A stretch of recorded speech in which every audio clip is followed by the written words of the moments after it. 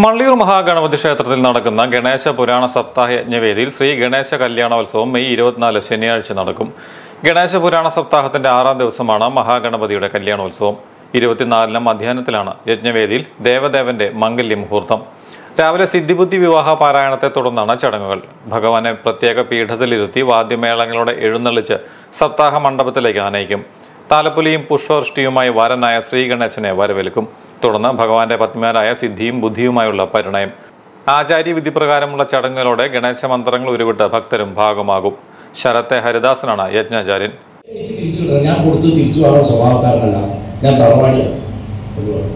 അപ്പൊ അമ്മ പറഞ്ഞു എനിക്കറിയാം തിരിച്ചു മേടിക്കാൻ, ഞാൻ മേടിച്ചോളാം. അങ്ങനെ അമ്മ ഭദ്രകാളിയെ പറഞ്ഞു.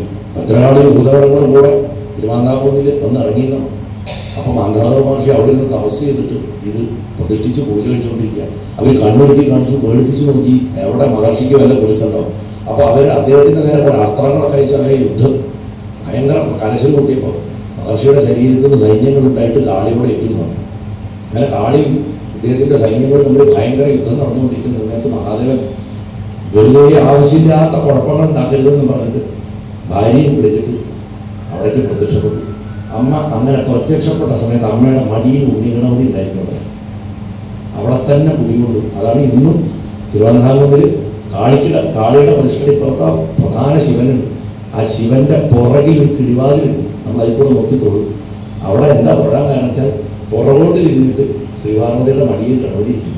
ആ ഗണപതിക്കാണ് മംഗല്യപൂജ നടന്നത്. ആ മൂപ്പരാണ് കല്യാണം നടത്തിക്കൊടുക്കുന്നത്.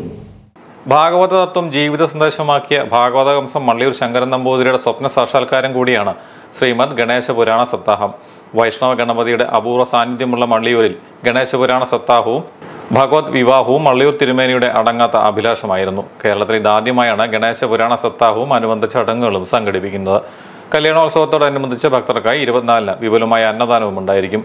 ഞായറാഴ്ച ഗണേശ പുരാണ സപ്താഹ സമർപ്പണവും യജ്ഞസമാപനവും നടക്കും.